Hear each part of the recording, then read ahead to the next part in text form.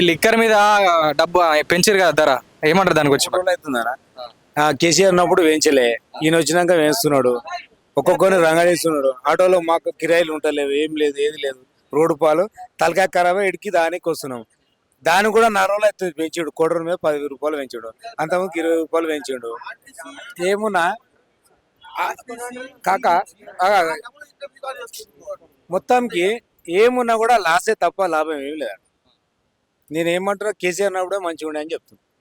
అయినప్పుడు ఇంతో అంతో ఏం చేసుకున్నారో వాళ్ళు ఏం చేసినారో మనకు తెలియదు. కానీ ఈ పెంచుడేంది, పబ్లిక్ మీద వేసుడేంది, మాకు కూడా పనులు లేవు, ఏం లేవు. తలకాయ ఖరాబే వీడుకోవచ్చు. పొద్దున్న డ్యూటీ ఈ రేట్లు పెంచితేనే జనాలు తాగుడు బంద్ చేస్తా అంటారు కదా మరి. ఎంతగానో పెంచాడు. నువ్వు 200 కాదు 300 పెంచినా కోటర్ తాగుతూనే ఉంటారు.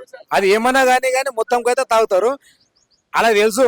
ఏమున్నా ఏం చేసినా వాడు రాత్రిపూట ఇంత తాగే పోతాడు రా, వాని మీద నొక్కాలని చెప్పేసి ఉన్నోడు ఇప్పుడు నొక్కుతున్నాడు. అట్లా ఏమన్నా కానీ అది పొద్దంతా పని చేసినాడు, ఆమె పని చేసినాడు, బండి నడిపినాడు, ఏమైనా చేసినాడు. నేను డ్రైవరే, అందరం డ్రైవర్లే, అన్నీ ఆటోలని మావే.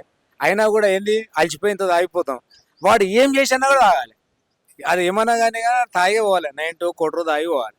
దానికే పెంచి వాడు తెగుతుండు. ఎంతగానో ఎంతవరకు నయం.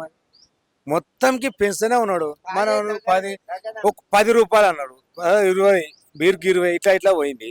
పోయిన తర్వాత ఒక్కోని మీద 20 అంటే కొన్ని కోట్ల మంది రుమాలు.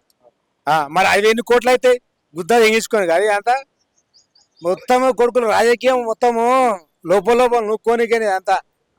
అరే వాళ్ళకు అవసరం పడితే ఇంటికాడికి వచ్చి పట్టుకుంటారు కాళ్ళలో చేతిలో. కానీ వేస్ట్ అన్న.